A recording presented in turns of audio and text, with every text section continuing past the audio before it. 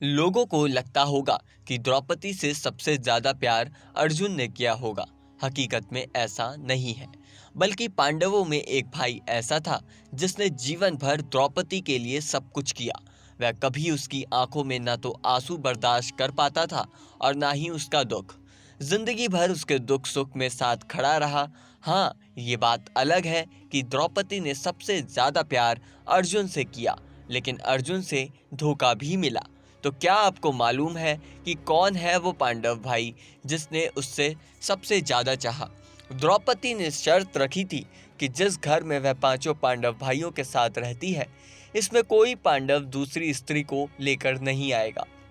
इस शर्त को सबसे पहले जिसने तोड़ा वो अर्जुन ही थे, जो जब सुभद्रा को शादी करके उसी महल में लेकर आए तो द्रौपदी बहुत नाराज हुई थी। शादी दूसरे पांडव भाइयों ने किया, लेकिन उनकी पत्नियां अलग अलग महलों में रहती थी। हम आपको बताते हैं कि किस पांडव ने उससे ऐसी मोहब्बत की कि कभी उसकी आंखों में आंसू नहीं देख पाया। बाकी पांडवों ने तो केवल पति की ही भूमिका ज्यादा निभाई।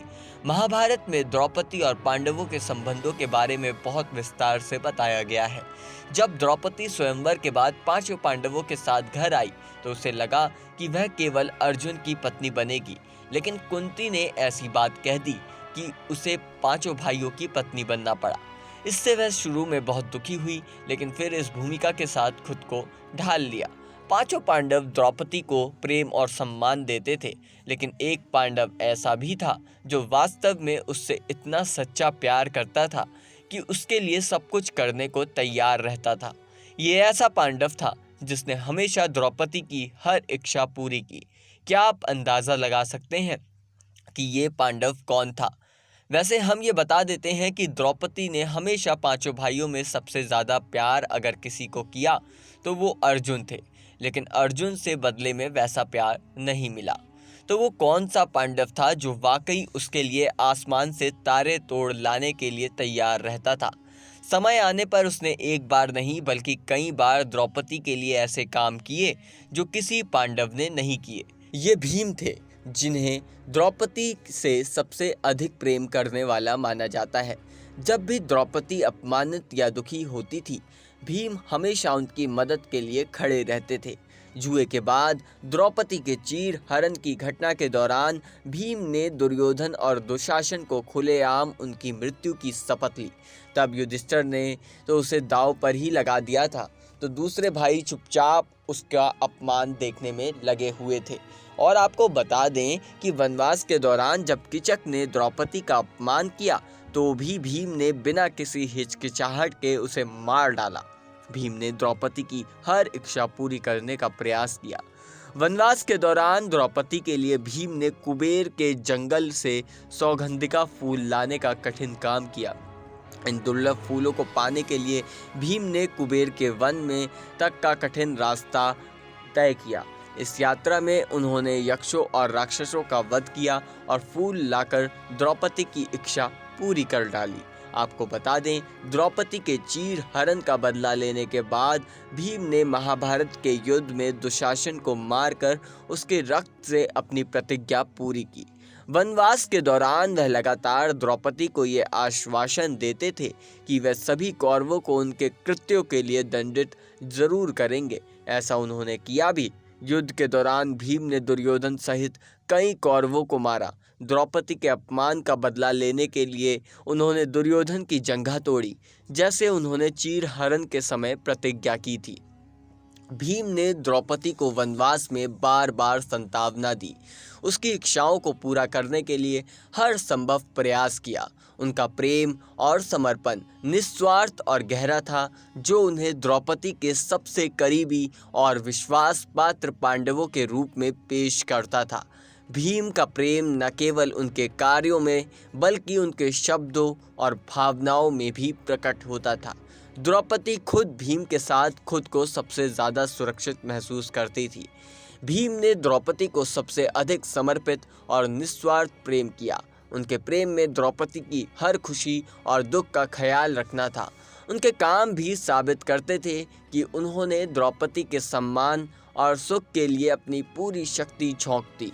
आपको बता दें, जहां अर्जुन के साथ द्रौपदी के रिश्ते की सवाल है तो निश्चित तौर पर द्रौपदी पांचों पांडव में सबसे ज़्यादा प्यार और लगाव अर्जुन से रखती थी। हालांकि अर्जुन वैसा कभी नहीं किया।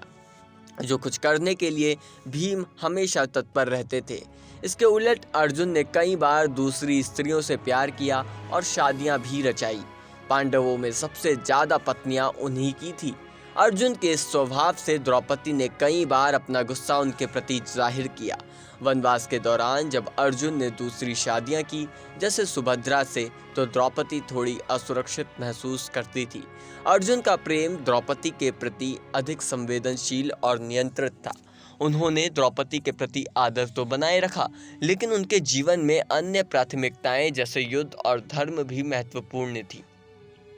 युधिष्ठिर का द्रौपदी के प्रति प्रेम कर्तव्य और धर्म पर आधारित था। वह उससे सीमित प्यार करते थे, बल्कि उनके प्यार पर इसीलिए अक्सर सवाल उठा दिया जाता था क्योंकि ये वही थे जिन्होंने उसे जुए पर दांव लगा दिया था। युधिष्ठिर ने द्रौपदी को हमेशा सम्मान दिया, लेकिन उनका प्रेम अधिक औपचारिक और नियंत्रित था। वह द्रौपदी के प्रति एक भावनात्मक दूरी रखते थे। युधिष्ठिर ने द्रौपदी को भावनात्मक सहारा देने में भीम या अर्जुन की तरह सक्रिय भूमिका नहीं निभाई। नकुल और सहदेव ने द्रौपदी को सम्मान और स्नेह दिया, लेकिन उनका प्रेम अधिक भाईचारे या मित्रता जैसा प्रतीत होता था।